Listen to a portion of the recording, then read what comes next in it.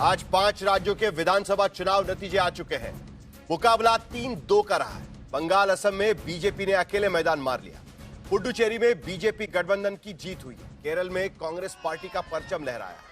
तमिलनाडु में टीवीके के रूप में नए सितारे का उदय हुआ। अब कांग्रेस उसके साथ शामिल होने की कोशिश में लगी हुई। लेकिन हम आज बात बंगाल की ही करेंगे, क्योंकि बंगाल की जीत के साथ आज हिंदुस्तान की 78% आबादी और 72% जमीन पर बीजेपी का राज चल रहा है।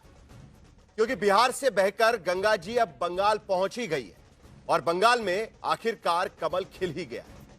बीजेपी बंगाल जीत गई और जीती भर नहीं, जिसे लैंडस्लाइड विक्ट्री कहते हैं, वैसे जीती।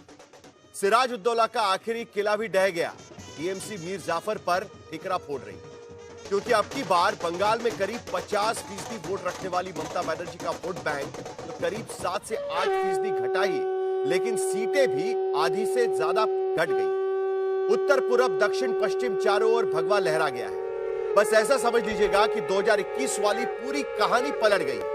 चिकन, मटन, माछ, भात, झालमुड़ी वाली सियासत के इस बार ऐसा झाला किया है कि बीजेपी 200 के आंकड़े को छू रही है और ममता बनर्जी 3 अंकों से लुढ़ककर दहाई में सिमटती नजर आ रही है। मोदी जी ने कहा था, पलटानो दुरकार चाई बीजेपी सरकार।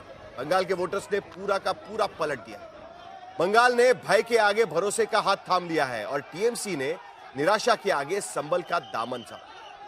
दोपहर तक ममता बनर्जी कहती रही कि टीएमसी के कार्यकर्ता सूरज ढलने के बाद तक धीरज बनाए रखें, लेकिन उसका फायदा नहीं दिखा, क्योंकि नतीजे के बोर्ड पर जो ट्रेंड एक बार बिना उल्टा लटके सीधा टंग गया, वो फिर बदला ही नहीं, बल्कि ये आंकड़े तो एग्जिट पोल में ही झांकने लग गए थे और अब वो सच साबित हुआ। अब बात हो रही है कि ऐसा परिवर्तन आखिरकार कैसे हुआ। उनसे क्या भूल हुई जो ये सजा उनको मिल पाई। उन्होंने क्या ऐसा किया कि कमल का जादू ही चल गया। तो इस जीत के जादूगर जाहिर तौर पर प्रधानमंत्री मोदी ही है, क्योंकि ये तो खुद टीएमसी के डेरेक ओब्रायन भी मान चुके हैं कि 294 सीट पर और कोई नहीं तो खुद प्रधानमंत्री चुनाव लड़ रहे हैं। मैजिक मैन मोदी ही है, जिनकी विकास पुरुष की छवि, सबका साथ सबका विकास की गारंटी और चुनावी वादों की जमीनी डिलीवरी पर बंगाल ने भी अब भरोसा कर लिया। जीत का दूसरा फैक्टर बंगाल की सियासत के चाणक्य यानी अमित शाह रहे हैं। शाह ने बंगाल में ऐसी बिसात बिछाई कि 12 साल के अंदर दुश्मन को चीत कर दिया। बंगाल में बूथ बूथ पर जमीनी रणनीति से लेकर कानून व्यवस्था और भ्रष्टाचार के मोर्चे पर ममता सरकार की पूरी घेराबंदी की गई और फिर चुनाव में करीब 2.5 लाख संगीनों के महफूज साए में ऐसा चुनाव हुआ जिसकी मिसालें बंगाल में अब दी जा रही। तीसरा फैक्टर बीजेपी कि वो चुनावी चाल थी जिसमें बीजेपी ने रणनीति के तौर पर पहले बंगाल में महिलाओं पर अत्याचार का मुद्दा उठाया, फिर ऐन चुनाव के वक्त महिला आरक्षण के मुद्दे पर टीएमसी समेत विपक्ष को घेरा। संदेश खाली के सियासी प्रयोग से लेकर आरजी कार हत्याकांड की पीड़ित को उम्मीदवार बनाने तक महिला वोट के लिए बीजेपी ने बारीकी से चुनावी ताराबारा बुन लिया। और फिर डायरेक्ट बेनिफिट ट्रांसफर के 3,000 रुपए वाला ऑफर, यह टॉप ऑफ द ऑफर साबित हो रहा है। तो वो भी एक मुद्दा उसमें था। चौथा फैक्टर वो एसआईआर था जिसने रही सही कसर पूरी कर दी। पहले तो वो 90 लाख वोटर किसी न किसी कारण से वोटर लिस्ट से बाहर हुए, जिसमें बीजेपी के हिसाब से घुसपैठियों भी थे। अब ये पता नहीं कि लेकिन कितने घुसपैठिए थे, लेकिन बीजेपी कहती है कि घुसपैठियों के नाम भी कटे। फिर 26-27 लाख वोटर के या तो कागज पूरे नहीं थे या उनके दावों पर चुनाव आयोग भरोसा नहीं कर रहा था, तो उन्हें सुनवाई के लिए भेज दिया गया। उनकी सुनवाई पूरी नहीं हो पाई तो वो भी वोट नहीं दे सके और ऐसे में पूरे शुद्धिकरण के बाद जो वोटर लिस्ट बनी उसमें 90% से अधिक वोटर्स ने वोट डाला और ऐसा वोट डाला कि परिवर्तन कर ही डाला। लेकिन जैसे कि हर तूफान अपने पीछे कुछ निशान छोड़ जाता है, उसी तरीके से ये चुनावी तूफान ने भी कुछ निशान छोड़े हुए हैं। अब उन्हीं निशानों पर विपक्ष और टीएमसी आगे की सियासत करेगी। उसमें टीएमसी आरोप यह लगा रही है कि चुनाव आयोग ने लेवल प्लेइंग फील्ड नहीं दिया। दूसरा आरोप यह लगाती है कि एसआईआर में 90 लाख काटने के बाद 26-27 लाख वोटर्स को भी वोट नहीं देने दिया गया। तीसरा आरोप यह लगाती है कि 2.5 लाख सेंट्रल पुलिस लगाकर वोटर्स को भयभीत कर दिया। तो विपक्ष के इन्हीं 3 आरोपों के बीच और बीजेपी की शानदार कामयाबी को लेकर आज हम चर्चा करेंगे। बंगाल की सियासत में अब आगे टीएमसी का सफर कैसा होगा और बीजेपी की चुनौती क्या होगी, इस पर भी हम चर्चा करेंगे। लेकिन पहले जरा हमारे संवाददाताओं के पास चलते हैं। अनुपम मिश्रा इस वक्त हमारे साथ भवानीपुर से जुड़ रहे हैं, कोलकाता से, क्योंकि वहां पर ममता बनर्जी भी पहुंची हुई है। ममता बनर्जी का 5,000 ही वोट से फिलहाल आगे चल रही है। शुभेंदु अधिकारी पहले से वहां पर मौजूद है। टीएमसी के कार्यकर्ता वहां जाकर शिकायत कर रहे हैं कि उन्हें वो काउंटिंग एजेंट है लेकिन उन्हें बाहर निकाल दिया गया। तो उनके पास चलेंगे, हिमांशु मिश्रा के पास भी चलेंगे, क्योंकि भारतीय जनता पार्टी के मुख्यालय में वहां पर प्रधानमंत्री मोदी 6 साढ़े 6 बजे के करीब वहां पर पहुंचने वाले हैं। लेकिन पहले अनुपम मिश्रा, ममता बनर्जी वहां पर पहुंची, उनका मूड तो पूरा डाउन ही होगा, लेकिन अभी भी भवानीपुर से उम्मीद लगाए बैठी है।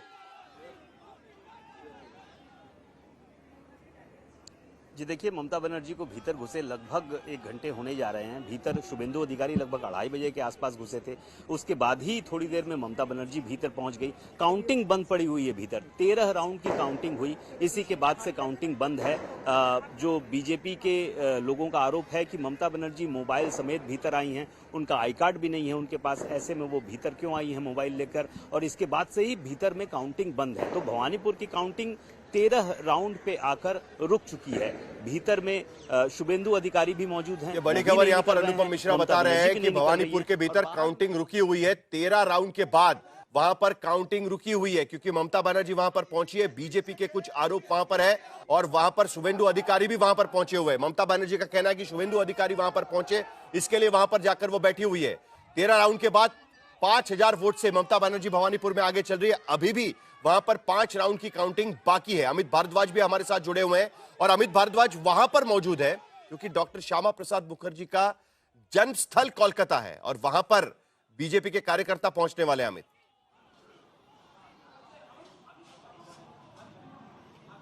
साहिल, देखिए, श्यामा प्रसाद मुखर्जी जो आइडियोलॉग हैं पूरे इस बड़े राजनीतिक पार्टी का, दुनिया का सबसे बड़ा राजनीतिक पार्टी जो भारत का, आप जैसा बता रहे थे, 70% से ज्यादा हिस्से पे अब उनकी सरकार है, उनके आवास, उनके रेसिडेंस पे हूं मैं। डॉक्टर श्यामा प्रसाद मुखर्जी का ये रेसिडेंस है। मेरे ठीक पीछे आपको उनकी मूर्ति दिखाई देगी। श्रमिक भट्टाचार्य जो बंगाल बीजेपी के अध्यक्ष हैं, वो यहाँ कुछ देर पहले पहुंचे थे, माल्यार्पण किया उन्होंने। और न केवल उनकी मूर्ति पर बल्कि आशुतोष मुखर्जी जो श्यामा प्रसाद मुखर्जी के पिता हैं, उनकी मूर्ति पर भी माल्यार्पण किया गया। यही वो आइकॉनिक बिल्डिंग है जहां पर आप देखेंगे कि अब राजनीतिक विजिट्स का रैला लगा रहेगा, क्योंकि बीजेपी ने अपना सपना पूरा कर लिया है। धारा 377, उसके बाद यूनिफॉर्म सिविल कोड और अब बंगाल में जीत। तो कम से कम आप कह सकते हैं कि 3 या 4 जो सबसे बड़े सपने बीजेपी के लिए पॉलिटिकल अचीवमेंट्स के तौर पे या टारगेट के तौर पे रहा था, वो सब में जिसे बकेट लिस्ट कहते हैं ना, वो बकेट लिस्ट का एक पन्ना पलट रहा है भारतीय जनता पार्टी और अब बंगाल के भीतर भी उनकी सत्ता आ गई है। डॉक्टर श्यामा प्रसाद मुखर्जी, जिनका निधन कश्मीर में हुआ था, बीजेपी की तरफ से स्लोगन दिया जाता था कि जहां शहीद हुए डॉक्टर मुखर्जी वो कश्मीर हमारा है। अब जहां जन्मे डॉक्टर मुखर्जी वो बंगाल हमारा है। यह नया स्लोगन बीजेपी शायद दे सकती है। और भवानीपुर में 13 राउंड मतगणना के बाद काउंटिंग रुक चुकी है। अभी थोड़ी देर पहले हमारे संवाददाता अनुपम मिश्रा यहां पर बता रहे थे, काउंटिंग सेंटर में ममता और शुभेंदु अधिकारी वहां पर दोनों ही मौजूद है। बीजेपी के कार्यकर्ताओं की तरफ से वहां पर कुछ सवाल उठाए गए और श्यामा प्रसाद मुखर्जी मेमोरियल भारतीय जनता पार्टी के कार्यकर्ता पहुंचे हैं। बीजेपी के महाराष्ट्र बंगाल के अध्यक्ष भी वहां पर थोड़ी देर पहले पहुंचे थे। हिमांशु, ये नया स्लोगन अब बीजेपी दे सकती है कि जहां डॉक्टर जन्मे डॉक्टर श्यामा प्रसाद मुखर्जी वो बंगाल भी अब हमारा है। देखिए, बिल्कुल भारतीय जनता पार्टी की तरफ से ये स्लोगन जो है वो बहुत पहले से चल रहा है। जहां जन्मे श्यामा प्रसाद मुखर्जी वो बंगाल हमारा है। और आज ये कह सकते हैं कि आज़ादी के बाद भारतीय जनता पार्टी का पहली बार जो है वो मुख्यमंत्री अब जो है वो बनेगा। और भारतीय जनता पार्टी लगातार इस मुहिम में लगी हुई थी कि बंगाल को कैसे जीता जाए। और 2014 के बाद से अगर आप देखें तो भारतीय जनता पार्टी ने एक तरीके से अपने संगठन को मजबूत किया, चाहे टीएमसी के लीडर्स हो जो जनाधार वाले हों, लेफ्ट के हों, कांग्रेस के हों, उनको भारतीय जनता पार्टी के साथ जोड़ा और एक तरीके से एक नैरेटिव को बिल्ड किया और ये बताया कि जो ममता बनर्जी की सरकार है वो किस तरीके से भ्रष्टाचार में संलिप्त है। महिलाओं की सुरक्षा को लेकर एक बड़ा मुद्दा बनाया, बेरोजगारी को बड़ा मुद्दा बनाकर कहीं ना कहीं भारतीय जनता पार्टी ने एक नैरेटिव बिल्ड किया। उसके साथ साथ घुसपैठिए और एक तरीके से घुसपैठ के मुद्दे को वो लेके गए और ये तुष्टीकरण की जो राजनीति है इसको मुद्दा बनाकर भारतीय जनता पार्टी आपके पीछे आगे वंदे आई। मातरम के नारे भी लग रहे हैं वहां 2019 में 18 पर, लोकसभा और यहीं जीती, पर 2021 इसी बीजेपी के अंदर कार्यालय में खड़े होकर प्रधानमंत्री मोदी ने बिहार की जीत के बाद कहा था कि गंगा बहती है, तो गंगा बहते बहते अब बंगाल भी वहां पर पहुंच चुकी है। 6 बजे वहां पर प्रधानमंत्री पहुंचने वाले। आप सभी का बहुत बहुत शुक्रिया